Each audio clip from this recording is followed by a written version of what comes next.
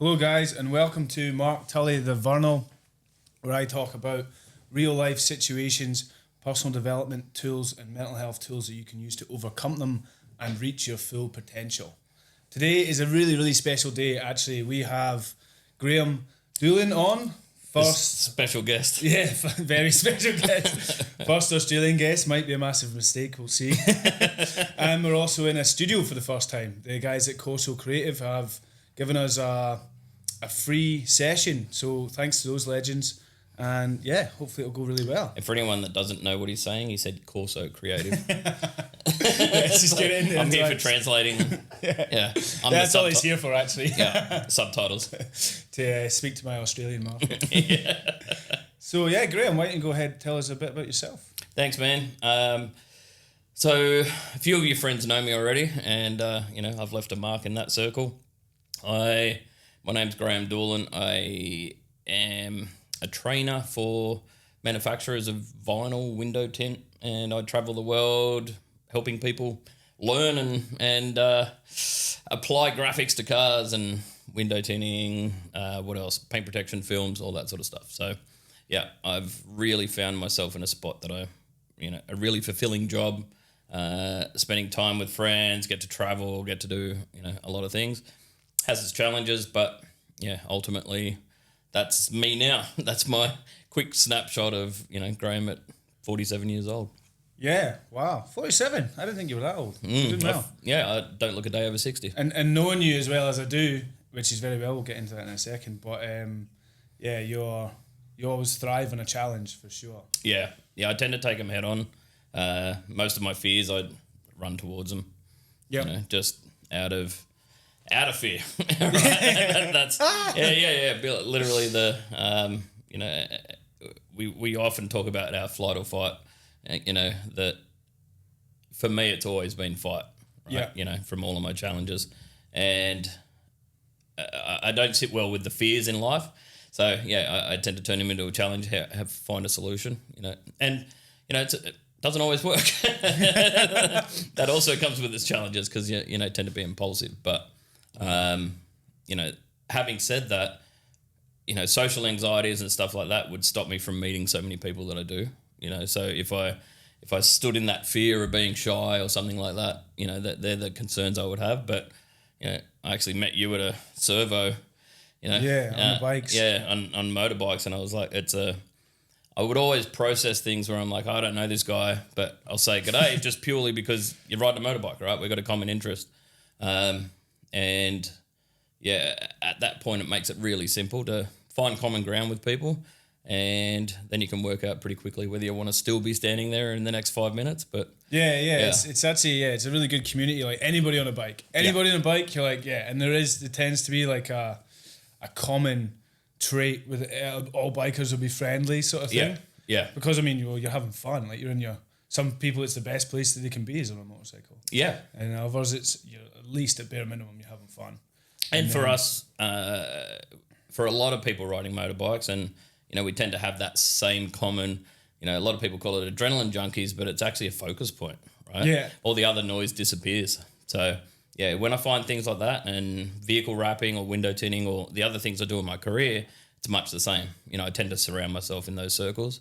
I don't go to a football game because I don't watch football, right? So I wouldn't even know where to find common ground there because they're all interested in footy and I want to talk about motorbikes. The pitch is probably pretty common. Yeah, that would help. But it's all, for me, I tend to focus on the things I love doing now, later in life. Yeah. But trying to do as much of those as possible is really important. The things you love doing, I like what you said there. Would that mean you're less of a people pleaser? Definitely getting there. Because a lot of my driving force has always been, to try and make those people happy, and it's amazing how strong that power is from people that are complete strangers. Yeah, right? I want their first impression and only impression to be that it was a great interaction. Yeah, right. I've carried that forward without a worry about the result. So before I used to try and manipulate and try and, and I'd act a certain way to try and entertain or make them feel good. And that way it made me feel good, right? But I'm expecting a reaction. Where now it's sort of like, Yeah, I'm pretty strange. I'm pretty out there. I'm extroverted, and Can confirm. but you keep coming back. So it's and finding your people is actually a hell of a fun thing to do. Oh, right? Yeah. Once you find your groove and you're actually, if I have an interaction, I'm paying for fuel, right? And I go in, g'day, how you doing, blah, blah, blah. I actually watch other people have that interaction. That person there is just seeing person after person after person. You don't usually get a reaction out of them. Yeah. I don't mind to hang a little bit longer and say, no, how you doing? And they sort of have to break that, autopilot and go like, what does this creep want? And then I was like, that's all. So have a good day. I like doing that as well because like the people like they serve, and it's probably quite monotonous. But then when you are like, how are you? They're actually like really pleasantly surprised. Yeah. They're like, oh wow, there's actually somebody doesn't just want to buy the petrol or the sweets or whatever. And because they probably just go through all day like bang, bang, bang, smashing. I like to brighten someone's day up. Just tiny little. Because we're always, and not to bang on like every other podcast, but they'll like talk about everyone trying to get our attention. So everything, our watches, our phones, and all of the things chasing our attention, advertising, social media, all of them. But having a human connection and an eye contact, you actually say like, that was cool, that was a good interaction, and that's all it needs to be, right? It doesn't even need to be perfect. It doesn't need to flow. It doesn't need to do anything, but actually connect with people. Yeah. If you rather than being in that autonomous zone and have expectations of how people are going to behave, because you usually get let down a lot, right? Yeah, for sure. Human connection is one of the bases that we need for overall happiness as well. Yeah. It's actually a necessary psychological impact that we need in our life. So you're doing that, like obviously that's probably not going to fulfill it, but it helps. And it also shows that you're fulfilled in your life with your actual friends or whatever. You know what I mean? Because you can do that. It's like a confident person will give compliments. Yeah. Whereas someone who's like pretending to be confident but they're actually beating themselves up or else it will point out people's flaws. Yeah. Because they're trying to make themselves feel better. Or and potentially try and, express a way that they're feeling or the way how well they're doing or project themselves. Projecting, yeah. So there's and in that when I travel so much, I'll get connection with people that I'm working with. Yeah. But at 4 p.m. they're sort of packing up and going. So then from until 9 a.m. the next day, and I might be interstate. Like yesterday I was in Adelaide and then I'm just waiting for the next flight. But the interactions from checking in to the person helping me check in or the stewards or anybody in that interaction, I'll try and just make it pleasant. Yeah. They're not having a great time either. They're just working and getting through it. But I can go, g'day, how was your day? The Uber driver, the whatever interaction you can have a better one. You can just... Yeah. It's just a tiny little bit of effort. And it's easy, it's tiny, and it helps. And it helps you feel happier and all the rest of it. But it slightly fills my cup along the way. Like you said, it's not enough, ultimately, if I'm traveling all the time, because it's pretty lonely outside of that. And, because then you get back to the hotel and you're like, cool. You can either go out and spend money or you just, you're there for work. So you try and do some other work. And we tend to, you're a workaholic as well. You work full time. I don't work, mate. Not when you do what you love. I get appearance money at actual work and then this stuff isn't work. So it's fucking brilliant. And that, honestly, that's how I feel for most of it. But you're still feeling the space and, you still got to travel. You still got lots of goals that you're trying to get to. Yeah, so, for sure. Some of those things don't feel like work, but you're definitely busy. Where other people are sort of busy yeah. And that's productive. Do you know that? If you call it productive instead of busy, that's a positive. Okay. So you literally feel less stressed from just that one small change. Kind of too busy to say productive.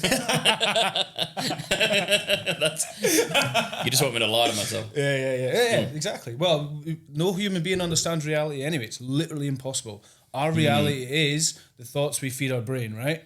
And then that creates a reality for us, our subconscious. So why not make it a positive one? True. You know what I mean? It's literally a choice that we get to have. Yeah. I was listening to one of the Wayne brothers talk recently, and he said at 52, he chooses his interactions wisely. And if you're bringing any negative energy, he's out. Aye. Yeah. And he just goes, fair enough. Yeah. And he goes, I feel zero remorse for that because I've only got, 25 years left? See, that's when you get your self-worth high enough to start doing that shit for yourself. Yeah, not worried about that, you might have seemed rude or anything else. He's like, not my issue. I got things to do. I got a, finite time.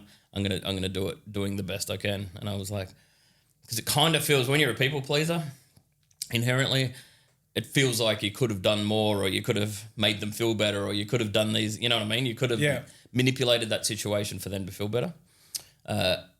Ultimately putting a boundary in there and just saying, nah, I'm good. Yeah, I'm good. Next. And when you're comfortable with yourself and somebody does that to you, you're actually like, you might be a bit butthurt initially because you're a human being and you have emotions and reactions, but when you let them pass and then you actually think about it, you're like, no, that's better. Yeah. That's saving both of our times. Instead of young Mark punching him in the face. Yeah, that happened a couple of times. But that was those early interactions, right? Without the skill sets of knowing how to handle that. Yeah. That if you didn't get the desired reaction, you lash out. It does. To control of the situation. Yeah. Which is weird, right? I never felt like a control freak growing up. And then you look at it in retrospect, a little bit of perspective, you start to go like, oh yeah, I tried to control my whole narrative, and which you can't. So then I'm just like full of anxiety and depression because, worried about the future, stressing about what I didn't do well, and that was my focus point. Yeah, so constantly moving forward. Okay, cool. Can you tell me a bit more about that actually? Because one of the main points of this podcast, right, is to break the stigma that men have between mental health and not being able to talk and then ending up in a much, much worse situation every time. Yeah. Because they haven't spoken. Yeah. Literally, the Diary of the CEO, I was listening to it yesterday, he says, voicing your stresses in business and life, so this is like a lot less is what I'm about to talk about, so like sort of surface level stress, if you will, voicing them reduces them. Yeah. Marking them out, it's because it's awareness, right? Yeah. And like, episode 2 of my podcast, Yeah. awareness. Yeah. Because it's where you start. Yeah. Like you start with, you can't fix anything until you've got the awareness on it, right? Yeah.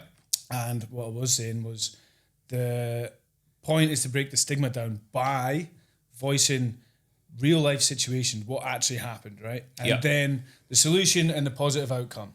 So could you give us some of your real life challenges and how you overcame them? Okay, so to give context, we grew up blue collar. I'm one of 10 kids, so there was not a lot of stuff, so there wasn't a lot of things. There was, there was all those financial challenges, et cetera, at growing up. Yeah. So you always feel like you're a person going without, right? That was a pretty standard feeling, but what it did was identified me as somebody that wasn't good enough as a young child. So I'd constantly trying to please, trying to be somebody, trying to be and level up, and but I always wanted to be better. Yep. So I think that was powerful in itself, right? It was an innate drive that I always had. Can relate, by the way. Can relate. Yeah, I was like, I don't understand why I'm here, because I should be up there, right? And I was around my friends, and I never thought I was better than them in any way. I actually thought I was less than, but I wanted to be better, right? And I wanted to be better than myself. So fast forward to 17, and I genuinely remember sitting there going, why do I feel like I'm in trouble? I feel like I'm in trouble. Like I haven't even done anything. Had you not? Not at that point, right? And I hadn't been caught for what I had done. So it was more of a, and all I could relate it to was, I didn't identify it as anxiety. I said, when you get pulled over by the cops and you got that like horrible feeling that's about to happen because you've just got done speeding or doing a wheelie or you can't wheelie.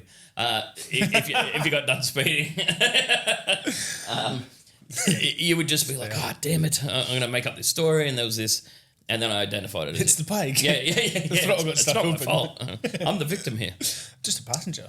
So I reached out to my 2 older brothers and I said, do you get this I'm in trouble feeling and your mind racing at night, etc.? And they both went, yeah, that's normal. And I was like, I don't know if it is. I don't know, I know you're like older brother. Yeah. And so I went down the journey of therapy at like 18, 19 years old. Wow. Yeah. And which petrified me because I'm like, what if they say I'm schizophrenic? I didn't know enough to know whether it was good or bad. So, and we had schizophrenia in the family, so I was like, I'm really worried about, maybe it's contagious, it's just an absolute moron at that age. Yeah. I really liked him too, so I don't know, do I have it? And it was this whole, that stigma, right?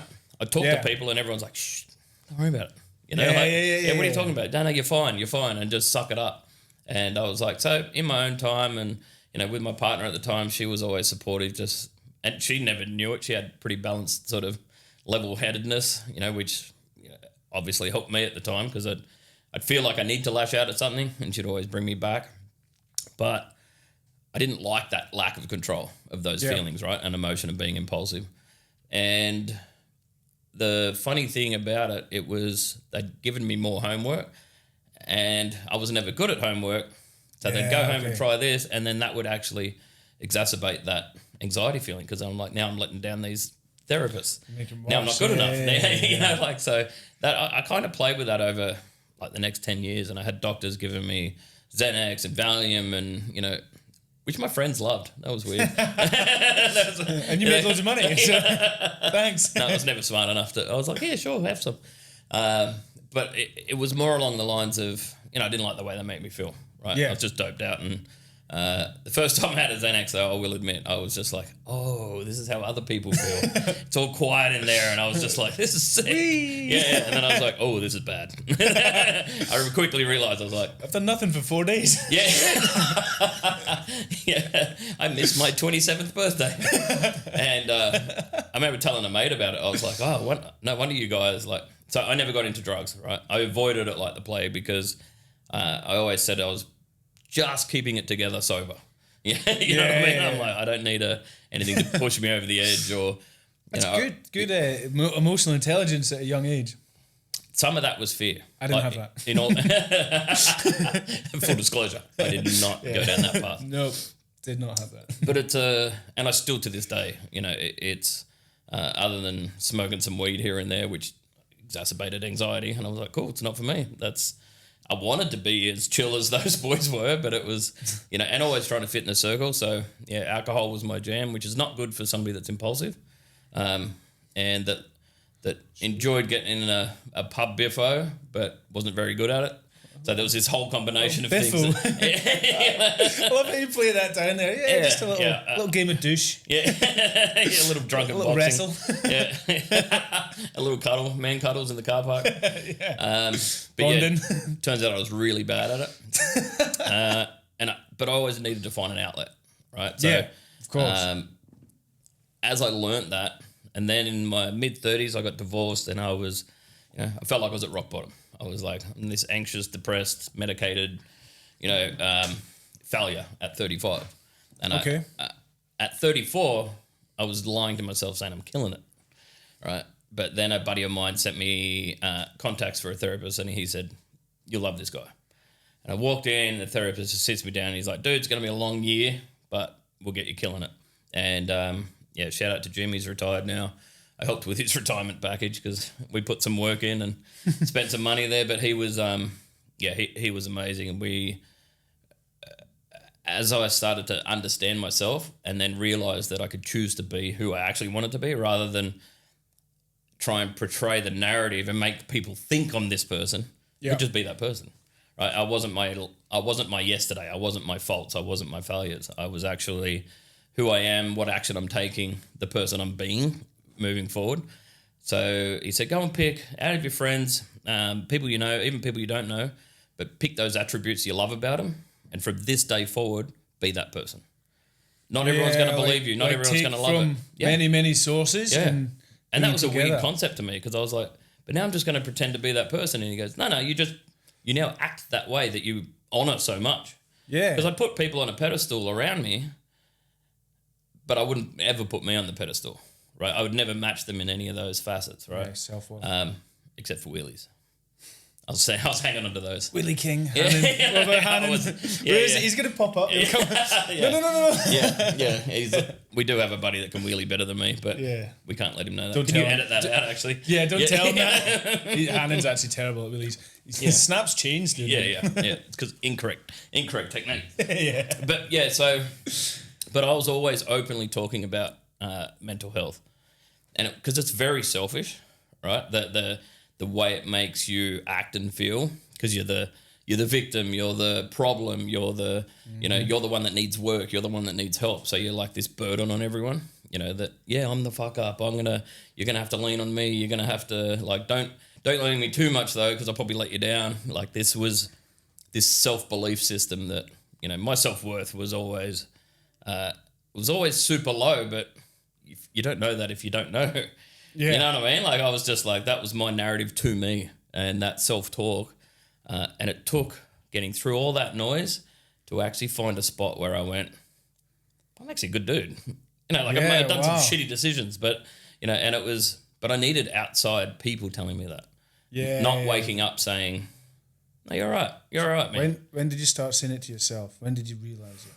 Because you can say it to yourself, right? Really? It's like affirmations. Like if I say, I'm going to run a marathon in 2.5 hours, it'll just feel weird because it's never going to happen. Yeah. You know what I mean? But if you can say, I'll run one in 4 hours, and, it feel good. Only recently that I genuinely believed it. So I would have been maybe 44 when I started looking in the mirror and like everyone looks in the mirror, right? But you're looking at your hair or your forehead.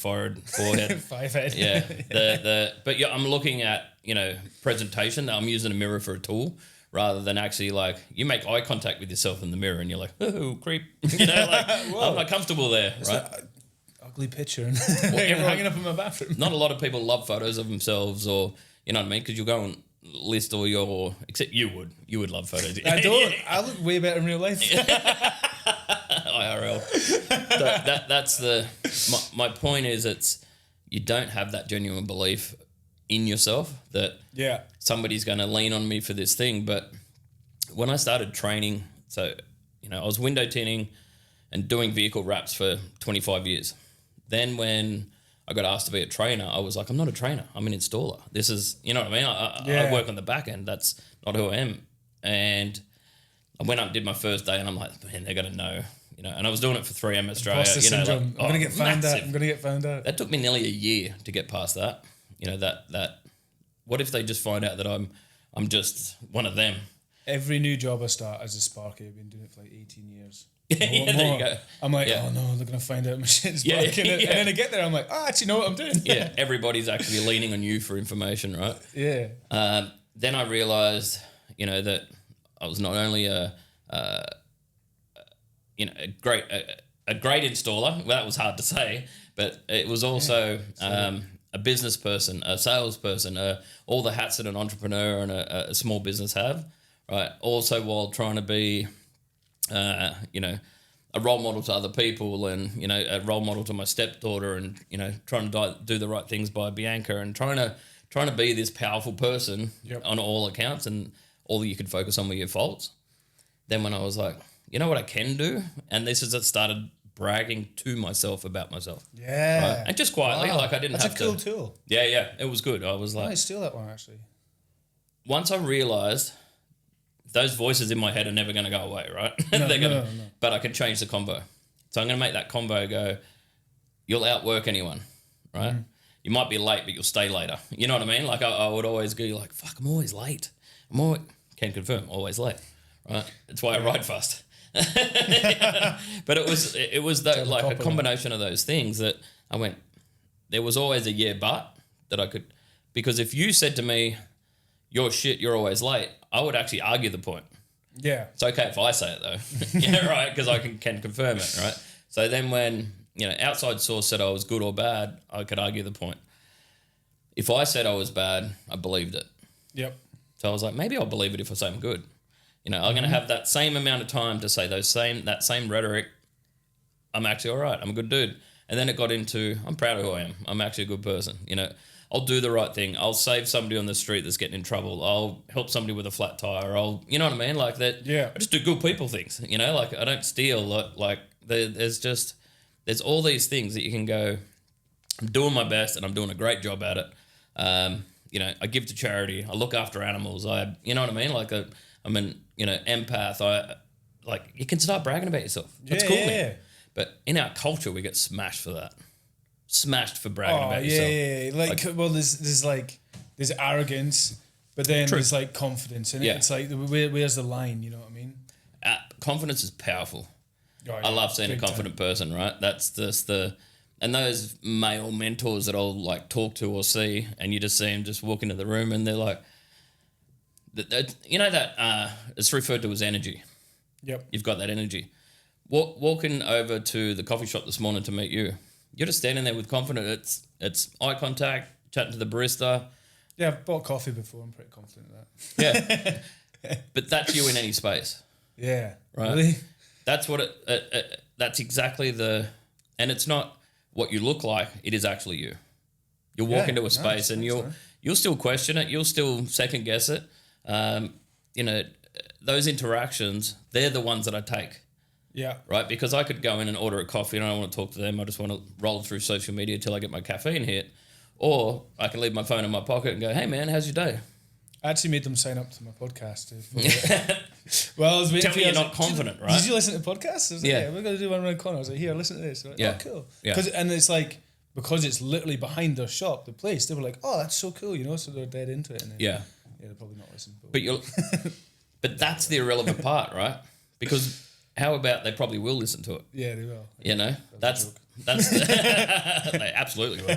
I'm going to hold them accountable. I'm going to go back there after this and make sure they've listened to at least one. 1-star review if you don't. The things you'll do for views, mate. Yeah. No, man, but in all honesty, it's I've always been challenged by my self-doubt and self-worth. Yep. But I've always been proudly happy to help somebody else that I can see challenged with that same thing. That person that's, kicking rocks and looking down and, you know what I mean, not confident to make eye contact. Then I realized as a trainer that I am an expert. I do have this thing. Yeah. I can give to people.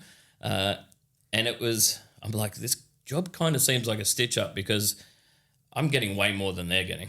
They're getting this bunch of information so they can upskill themselves. But me enjoying and getting that fulfillment back, I was like, and then I get paid really well to do it. I was like, it's the sickest job ever. And I get to travel and or I've got to stand there and talk to these people that don't know anything. And you know what I mean? There's two versions. Mindset. Situation's the same. Like I've done that, 6 months. So recently was like me doing this new stuff that I love doing. I've got passion for, the way the mind and emotions works, and I'm a really relatable, common working man. So I was wanting to use that to help those type of people, right? Yeah. Much similar to yourself. The mindset of helping people is like, you help people, and you're draining yourself. Yeah. But now I have the situation's exactly the same, and adjusted the mindset to I'm helping people for me. I'm filling myself up the whole time, right? Yeah. I'm creating a better life for myself. And as a matter of fact, the situation's still exactly the same, apart from it becomes a positive influence. So I can then help more and more and more people, right? Yeah. You know what I mean? It's like Calvin Coyle's the guy that I'm learning off at the minute, NLP and business. He's like, you want to help a fuckload of people, you're going to, create a fuckload of good stuff for yourself at the same time. Yeah. So the more people you help, the more you're going to have. Yeah. And it's like, let's do that. Yeah. I was actually worried about doing that because I felt like I was taking. So I had to add, my connection with these people. I only get them for a day, right, for most part. And so I reached out and I always had this preconceived idea about helping a corporation that I just have to go there, fly the flag for them, and it's not about me. Then I talked to them about it and I was like, can I self-promote while doing this? And they're like, absolutely, because what you do is actually what we're aiming to do anyway. You know what I mean? So your goal here to help people is also your goal outside of this. And the more people you help, the more work you're doing on behalf of us, right? So they're like, if you go and drop your name at, and follow me on socials, if you ever need a thing, message me. I'm not crossing a line where I'm, working outside of their corporate line. So I was like, look, I want to help all of them. At the end of it, I'm going to tell them to jump on my social media and everything else. But it felt like that was crossing a line, right? That I'm going, join me after this, because they're paid to be trained. They're not paying to see Graeme. They're paying to learn the job. And they're like, no. What you do and how you operate, and because I live and breathe it. I just went to the States and I spent the whole time going to shops that do wraps, tints, and a podcast that talks about wrap and tint. You know what I mean? Like that. So you're a rapper. Yeah. I will freestyle at the end of this. Tell me more about the States. What's happening there? So I've spent the last 10 years flying to the States. When I talked about petrified of, I face my fears, I genuinely and generally face them in a way that I have to get that noise out of my head, because I'll hyper focus on that one particular thing. Yep. And for me, it was flying. I had a panic attack in my 20s flying, and I thought, I'm never going to fly again. That's it. I'm done. Yep, cool. If I can't drive, I'm not going. I quickly realised it's just a defence mechanism, right? That was a flight or flight Fawn. That's what that was. That was a fawn sitting in a plane on a tube for the next 2 hours just going, this is the worst time of my life. Nobody needs to fly. Yeah. But what happened was it started taking even driving, and it was a heights trigger for these panic attacks. Yep. So I went for a motorbike ride one day and I felt a panic attack coming on. And I screamed outside my helmet, like as loud, didn't care who heard it. I'm like, you're not taking this from me. Like, there's no way you're getting this. This is that's what it was like. I felt like this whole dramatic scene. And so I started fighting back, right? But because it got to a point where I couldn't even watch an ad on TV that had anything to do with heights or flying. Really? Like in my lounge room, safe in my lounge room, I'd be like, oh, this is sending me in a spiral. So I was like, fuck that. And what did it feel like? What's the spiral? The adrenaline dump initially, because you're just going, it's that same fight or flight feel, just like, like the cops have got me. I just got done speeding again. But there's nowhere to do anything with, like, there's nothing to do. I'm not physically moving. So it would just spike everything into my brain. Endorphins are going, I'm freaking out, right? Physically not moving. This is all happening internal. And rhetoric's like, mind's racing. It's a scary time. So I was like, all right, I have to get control of this because I'm, I think I was like 28 at the time, and I'm just going, nah, this is the worst. As I went forward, I was like, I really want to go overseas. So I started thinking small. I was like, maybe I could make it to New Zealand. You know what I mean? I might panic the whole time, but it's going to be 3 or 4 hour flight. It's not going to be that bad. Yeah. My first flight I did was direct to Texas for 15 hours. I was like, fuck, it's the longest flight in the world. Yeah, if I can do that one, I'll do it. And so anyway, made that flight. When I got there, I was on the wrong side of the road in a country I didn't know, with nobody with me. That I was there solo. I was on a venture to see if I could open a shop in Texas. And met a guy, went down, met all these people, and after about a year back and forth, it didn't work out, right? Okay. But I still had this seed planted that I was like, I can do this anywhere in the world. So it really opened up my space. I'd been just working in this one spot. So then I started going, I want to go global with this, right? Whether I've got a store on the other side of the world or I'm just helping somebody else. And I slid into every DM that somebody advertised anywhere on the planet. I was like in Europe, I was talking to people in the US. But what I wasn't doing was sitting on a lounge freaking out about a flight. Yeah. I've filled it now with productive things. Yeah. I'm just talking. Really, I'm not offering them anything. I'm just seeing if anything makes sense. It quickly grew into, then you're connecting with people internationally, right? Yeah. They got the same thing. I'm finding common ground. And then I'm just watching what they're doing. Seeing the size of my industry in the US was massive. So I always had that attraction to go there. And is it proportionally bigger, or just because there's more people?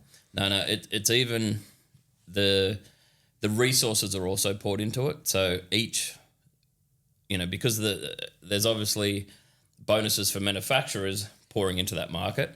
So there's constantly events there. So then I started going to events, right? And a trade show here could be a couple of hundred people walk through, maybe 1,000, over a couple of days, where they'll get thousands and tens of thousands of people at some of these events. Things like SEMA and everything else are some, but then there's window tint groups. And I started to be a mentor in this window tinting group, over 10,000 members, and talking to people. But now I'm flying to the US to meet these people in person and actually have fun and help and impact people around the world. And I was like, that was fun. I didn't even get anything out of it. It cost me $10,000 to go, right? And I plus the money I lost not working, right? I'd always work. So that spirals. We could never sort of justify it other than fulfillment. Yep. Right. I could never go like, that was worth it. Like, look at all this work that's coming my way now. Until now, because now it's like constant invites, and so now every time I go somewhere, I'm offered a job. Right. And I was like, that's a nice feeling, but it's good for the ego. But I was like, what are you going to actually do with it? Once now I'm in training, there's the training mecca for us is Miller decals, right? Jim Miller started in the 70s. He's the rap god. In the 70s? Yeah. Jesus, well done, Jim. Yeah. I mean, he's 60. He looks like Did they even have rap then? He was just trying to rap. No, he was literally using like... Selfie. Yeah. That's using cellophane and post-it notes. Actually, post-its probably went around, but he was 17 himself and actually like doing graphics. Yeah.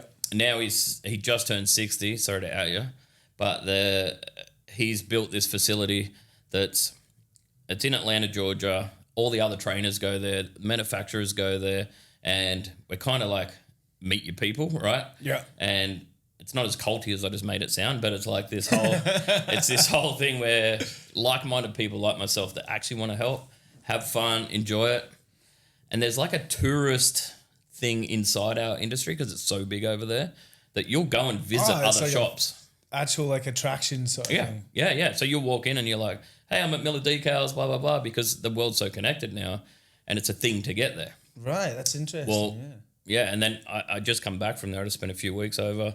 A couple of weeks before that Hurricane Helene, and I took the same path the hurricane did, but thankfully 2 weeks prior. But that also felt so real because I'd been there so recently and seeing all the carnage and damage that it did, right? And then talking to those people and watching those people I was just hanging with, they're now helping people, try and survive and helping, like it was a crazy, crazy disaster. But I'm connected enough that you end up in a position where you can, I was donating and, I'm like, hey, man, it's not much, but, I can't do much from the other side of the world. Like there's this thing that Troy Yates is another big name in our industry, and he calls it the rap family, right? Yeah. And as corny as it is, those leaders, and I'm now one of them, right? Particularly in Australia, you end up being, it is up to us, where I go, why isn't the industry doing this? And they're like, I don't know, why aren't you doing that? And you're like, it's part my responsibility now. Rather than having expectations, you can have drive. So I was like, okay. But getting permission from those old heads sort of helps, right? They're like, you are one of the guys. I still wanted to be accepted. I wanted to earn my spot. And now in February 10 next year, I move over there. So I'm going to base myself out of the US and see where that takes me. Sick, man. Amazing. I packed everything, selling everything, and just like suitcase and a dog. Absolutely thriving at life. Yeah, and have you got any? I also can't wait to live it. You know what I mean? My anxiety now is like, can it be February already? Like I want to go, but I'm also going to be flying back here constantly because I don't want to let go of what I built here. So it's going to be that crazy hectic life. But speaking to 3M, they've even gone along and said, let's manipulate the training calendar next year so it suits better. Yeah, we'll group. So you don't have to do it every second week where it was nice here, and I could sort of. He's like, let's group it together so you can do a fortnight, spend another month and a half back in the US, fly back out. So you don't know unless you ask. Yeah, and you don't know unless you go. So I was like 10 years of just chasing. Yeah, literally, man. And yeah, it was scary as shit. And I was like, I'm not going to make it. What if I turn up and they're like, when I turned up to Jim Miller's shop and I'm like, hi, I'm Graeme. Does he even know me? Like, do I say my last name? Would he even know who that is? And, of course, I don't want to make a fool of myself. So I'll walk in, and the first thing I did was put a hole in a piece of vinyl we couldn't replace. And I was like, there you go. I did the worst thing you possibly could by touching it in the first place, right? And he goes, I thought you said you were good. And I was like, yeah, I keep telling everyone I'm the best. But I'm actually... it's just all smoke and mirrors. I just wanted to see if you could fix this, But I made that mistake and then just went, I'm still here at Jim Miller's. I don't give a fuck if that was the best I could do. I'm still standing here in the space next to a dude that I wholeheartedly look up to. When I got there, there's so many of those people. Yeah. Right? And it was plentiful. And then Jim invited me to help build his business. And I was like, fuck, that scares the absolute shit out of me. Yeah. Because I can be his mate, right? You know what I mean? I'm a good dude. We're going to have fun. We've got common interests. He can wheelie. Can he? Yeah. Did he, eh? He can still wheelie. And he was like, dude, I've got a Ducati here. That's your like a hyper motard. That's your bike. Oh, nice. I'll ride the dual sport that he's got, and he's like, you can have the hyper motard. And I'm like, they're just so giving, right? And feel like I hadn't earned it. But then he's like, all right, cool. Now put your money where your mouth is, and here's a spot. You can stay in my house. You can work in my shop. Make it everything you want it to be. Because you're trying to do the right things in the industry. I can help you do that, and I can help you help more people. So back to your point, it's like I've got an audience that grows with it purely because I'm giving everything I want to do. Like it's this weird selfish, like you doing the podcast. I absolutely love when you kicked it off. Yeah, selfish. Because you're doing it for you. Yeah, but it's helping people. Yeah, and the byproduct is helping people. It's the selfish, selfless mindset. So like you say it's selfish and you're doing it for you because then you can do more of it and it's filling you up and helping you, but it's actually not. Like, you know what I mean? Yeah. That's the mindset you have because the situation is still the same. It doesn't matter how you think of it. Any situation for that matter. But yeah, so you're absolutely thriving at life. Is there any key points that you could tell us this is how I'm doing it or this is how I've done it for anyone who's looking to get your success in whatever path that they want? Yeah. The big one is ego, and whether you want to label it as ego or pride, because most people, the ego will protect them from admitting their ego, right? That I don't have an ego problem. And I'm like, that is the biggest egotistical thing to say. So right? I said to someone, you're very argumentative. And I went, no, I'm not. I was like, yeah, sweet. Yeah. And once you actually start to realize how weak you are solo, right? You're also super powerful, but, there was also one part of it where you're like, you're not that big a deal. No. You know what I mean? You need like, a team. Yeah. And when you can go, there was always that, if you want to go fast, walk alone. If you want to go far, go together. Yeah. People like you and me are like, it's been 6 months since we hung out. Yeah, easy. Yeah. Something like that, yeah. As soon as I saw you across the car park, I wanted to throw something at you. Just because it'd be funny, right? Like it's our banner, our rhetoric. Like and it would be, I probably still will throw something at you, but I need to get that out. Hopefully, I'll throw it back. But like even coming to hang with you in a podcast, I can't think of anything better. Yeah, this is sick. That's great. But the whole way coming here, I'm still going like, what am I going to talk about? I'm going to make a fool of myself. What I got, like, you know what I mean? You sent me show notes, and I'm like, I don't know. Yeah, I've been like, you spelled my name wrong. Yeah, I can't spell. It's not my name. I'm fine.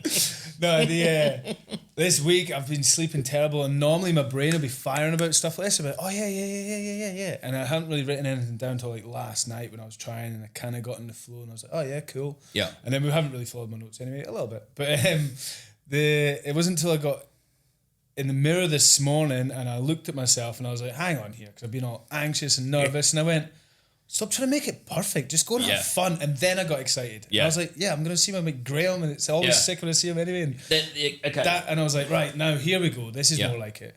Case in point. So to directly answer your question, get out of your own way.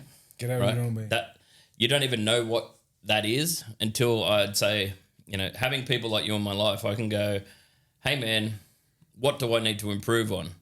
And you'll hit me with a list of way too much shit. So I'd lean it towards somebody else and I'd go, hey, man. It's like, all right, fucking hell. Everything. It's a small list. It's just one item. There's only one thing. It's everything. Look, we've only got half hour. So, no, but be humble enough to get out of your own way. Yep. You don't control it. You don't do that. And then being that selfless part, when you start giving and it gives back, whatever that thing is, whether you're a vet, whether you're a janitor, whether like pick any role, right? You're a surgeon, you're anything. There's these, all these different socio-economical spots we put ourselves in, and then we might be rated by that, have a social score that I'll be like, oh, the guy's wearing a suit, he's doing okay, right? Yeah. You don't know that. You don't see that. But can he make eye contact with you? Genuine g'day, and, shake your hand. All these notes that are like all these sort of tells that he'll give that I'll go like, he's a good dude, he's confident, he's doing well. Can I help? Helping someone across. I was getting off a plane yesterday and the lady's fighting this heavy suitcase, and I'm like, do you want a hand? And she was like, oh, don't talk to me. And I was like, I don't want to take the luggage to like, I don't have to help her if it's going to make her more anxious, right? Yeah. You know what I mean? But I'm like, I can offer to help. I can't control her result. Yeah, for sure. So it's the same thing. I can try and aim to be a good person. I don't know what's going to happen. So I'll get out of my own way, see what happens. Yeah. I'm going to go to the US, see what happens. Yeah. If you worry about doing the fear things, or what are people going to think? What are they going to do? How are they going to portray me? What if they tell my sister? What, you know what I mean? Like, there's all these different reasons you'll tell yourself not to do it. But a friend of mine sent me this thing that I ended up tattooed on my chest. It's a life lived in fear is a life half lived. That got me through my darkest days when I was looking at, and I was because I couldn't afford to get it tattooed at that point, and it was on my phone. It had been sent. Marker pen. I was also out of credit on my phone. Like, shit was bad. But I remember looking at this photo, and I was just like, that is wild. Like, imagine sitting here in fear like this for the rest of my life. Yeah. Right? And then you start looking, I don't have options. And I was like, yeah, I do. Fucking face that fear. Right? That stupid little thing that's stopping you getting up. You know, I've got a skill set where I can make really good money. I can help people. I can do all these things that I always dreamed of doing. And now I'm traveling the world doing it, hanging with like-minded people. And instead of controlling my narrative, I'm choosing it. Yep. You know, that's where I get to go like, oh, there's resistance there and it's not a good spot. I'll just go over here. There's so much of it out there. Like, there's this abundance of everything we're chasing. But instead we're sitting there going like, why is it not coming to me? Because you're not getting it. Yeah, you got to get it too. Yeah. You have to get it. You got to. You do work incredibly hard. I don't work smart. I work hard. Yeah. Right? That's and I've always been that person. I've spent a lot of years hiding at work too because I didn't want to deal with my demons. Yeah, If I'm wrapping cars and being not productive. hiding behind the car doing nothing. Sometimes. Yeah, Bianca's watching. I was like, I'm nearly finished. No, there was a lot of that, like actually having fun. Start to try and enjoy your job. You know, I was an intense person. I feel sorry for the workers that I had over the years, you know, because they were just like, that dude is off the rails. But I was just keeping it together, but trying to move forward constantly. Right, trying to grow, trying to better myself, trying to be a better, more understanding person, right? Everything from go talk to a therapist. You can do it online now. You can hide on your phone, you know what I mean? If that's your comfort zone, and you can do it via text. Yeah. You know, that's I highly recommend it for everyone because you start unpacking and get a professional's opinion on Better Help, Yeah. it's called? Yeah. I've heard that advertised on the radio and stuff. Sounds really, you chasing sponsors? really useful. Nah. Yes, no. No, unless my email is market. Maybe. No, there's so many other avenues to take it, right? I had to go to a clinic that I felt so out of place that, you know, you're going to go see a psychologist and they're going to go tell me what's wrong. And all I could focus on was maybe they'll make me that tiny bit better. Yeah. Right. And now I get to see my son that, you know, and for a little more context, I didn't get to see him till he was about 17. Right. And I won't go down that rabbit hole, but it was like, we were estranged for that long and now we're together. It's like he's 27 and I get to watch this human be a fucking superstar. He's killing it too, man. He's just like, Shout out because to he's Zeke. so self-aware. And, you know, I see him, he posts up his gym shots every day where he's just like back at work. And he said, I just want somebody out there's watching. Oh, I'm watching. I'm loving We that all journey are, that he's right? on. Yeah. It's so cool. He's like, Yeah. bang, because he's doing it, and it's like I wouldn't really do that. I've done a couple posts here and there about the thing and all the rest of it, but it's just cool.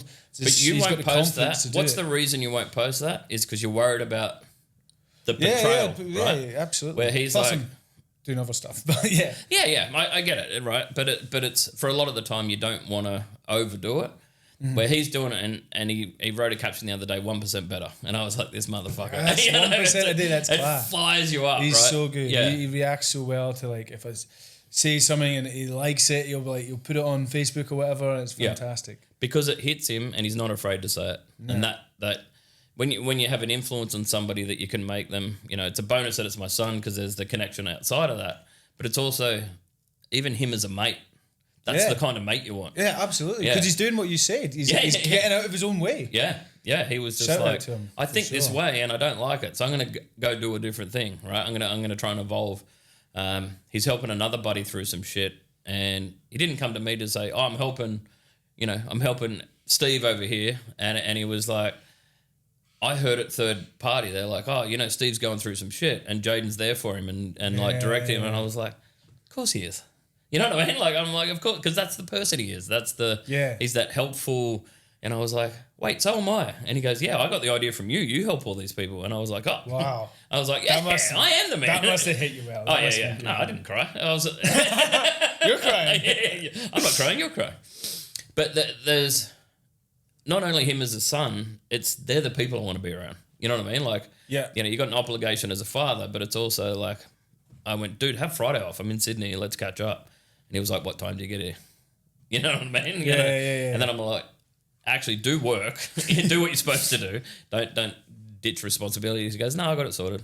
He's like, I'll just work extra here, And I was like, cool. All right. Sweet. You do you. I don't need to tell you, right? Like, you're already doing the right thing. So, yeah, if anyone wants any sort of humble advice, get out of your way. Get out of your own way. And if you don't know what that means, find a confidant, find your parents, your friend, your father, your therapist, or whoever it is, and go, how can I improve? What's something I can do better tomorrow? DM me, get out your own way, I'll set you up. Yeah. I'll set you up. Yeah. I'll set you also, up.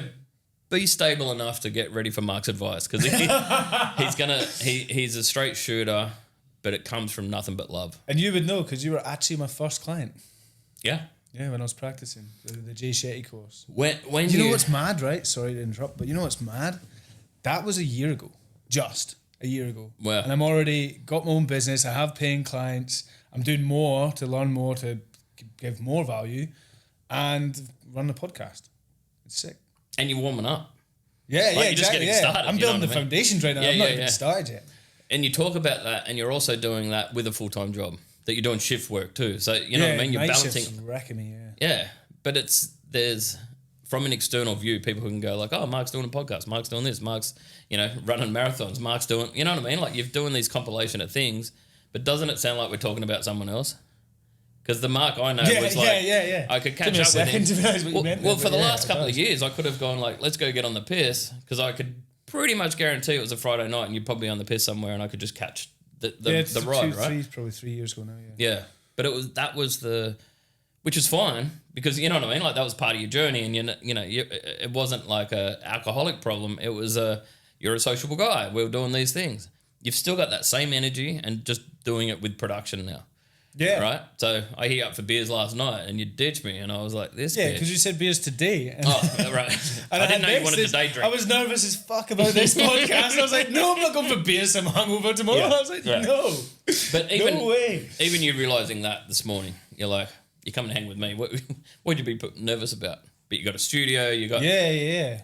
Well, because I was in my own head, right, until I dropped myself out my head. Yeah, and that's those two perspectives we're talking about. So work out... don't look at your failures and why you can't do it. Look at how you can just be better at whatever it is you want to do. Solution-focused mindset. There you go. Play on your strengths and find solutions. And see, I rest my case about me being... I was emotionally aware, not necessarily emotionally intelligent, right? But what I could do was, because I knew I had anxiety. I didn't even know it was called anxiety, so I went and found out what that is. Yeah. I wish you taught that in school. Yeah. And I think now you wake up with anxiety, right? Like but there's, we talk about traumas, it's a big word to everyone's talking about their trauma or their child trauma or everything else. I'm hanging with a friend and she talks about her trauma, and we both spoke openly. She speaks super openly about it. We both speak about our traumas, and if they're on levels of, and she'll laugh at this, so I can say it. I go, all our traumas affect us differently, right? But her trauma would be like, the letterbox was a long walk, where I was like, I went through some shit, right? And she was like, both trauma. And I was, it's the same. Yeah. And I go, and who am I to say it's not, right? Like, I didn't need to be a bigger victim, and it was the way it affected us. And we both, because we're both ADHD as hell. Like, I recently got diagnosed, and I was like, yeah, no shit.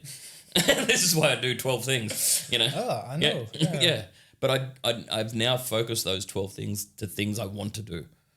So that's not a negative just because I don't have hyper focus on one thing consistently. Yeah. I know people that have succeeded just doing window tinting. And I was like, I wanted to tint, wax cars, paint cars, wrap cars, work on cars, anything I could work around that because I love cars. Then I was like, I love motorbikes too. I'll work on those and do all this and that. So I just always try to do all of the things at once and have, nobody gave me permission to own a business, and I was like, I'm going to have a business. I'm going to have multiple. I'm going to get a franchise. But all of that exciting things, you end up going down this path, but it kept me motivated going forward, right? That anxiety would be minimized if I could exert enough energy physically and work my way out of it, right? With that hard work, not smart work, I could actually get so far, right? And that was, to go full circle back to Jim, it was, he's got a saying up on his wall in his workshop in this Mecca that says, the harder you work, the luckier you get. Yeah. Right? And it's a... Look at this, right? I messaged these guys. I sent him a podcast. He listened to it. He says, oh, it's cool. I says, can I get any advice on the set? He actually said the audio was shit. The audio, so come in. but then the fourth one has the best audio because that's on Audacity, and he gave me the cheat sheet. Yeah. And I was like, this guy's sick. But having and that then, Audacity... And then he seen my content, and he offered me a free session. And here we are. And it's like we're sitting in a podcast studio. Yeah, we're not on our way to do a podcast. We're not like building up till we can be in a studio. Like you're in it now, living it. You know what I mean? Like there's part of that fun that, I'm with one of my best mates doing a podcast. Rewind 3 years ago, we'd be like, you want to catch up for beers? We couldn't even align that, then. So even at, I say my age, it's not like I'm over, but it's like, it doesn't have to be. I'm on the way down. I get it. I'm past my peak. I'm doing good. You're actually at your peak. Yeah. As far as like your life. Yeah. Is concerned. Yeah. You're absolutely peaking, and congratulations, man. Well done. Thank you. You're killing it. Thank you. I also feel like there's so much room for growth, and I go, but that's okay. You know what I mean? Like, it's not that I haven't done enough. I've done shitloads, and I love it. Would you say you got to a point where, like, you're growing, and then you realise you've got so much more to grow? Like in everyone's knowledge, scared of plateauing, right? Like knowledge, you think you're building up 80% knowledge on a subject, and then you get to a certain point, you realise you're actually only at 1%, and you're like, wow, and it feels so good. Yeah, that's one of my key things where I never know what the end is. I don't have to stop it. Yeah. So for me, that's the big thing. I don't have to it doesn't have to peak. Well, it's growth. Like, it never stops, does it? Until your last breath. I don't put a lid on it. Yeah. Other than time limits, because now we're going to go over. We need to wrap it up. So, I'll say thanks, guys, for listening. I hope you got lots of value from that. And please vote for me to come back for part 2. Yeah, part 2. Yeah, we'll do another part on my coaching skills, maybe. Please leave comments as you always do. It's absolutely amazing, the comments that I get. So please keep them coming. And hopefully build a big community on this thing and really, really help, nail my goal, which is to positively... No, it's not. Actually, I got that wrong. It's to empower 1 million men to positively improve their own lives. So please share, follow, hit the bell so you get the notifications, and have a great month. I just want to throw in, man, I love you. I love what you do. And I look forward to spending more time. So please follow the pod. Mark's a good dude, doing good things. Thanks, man.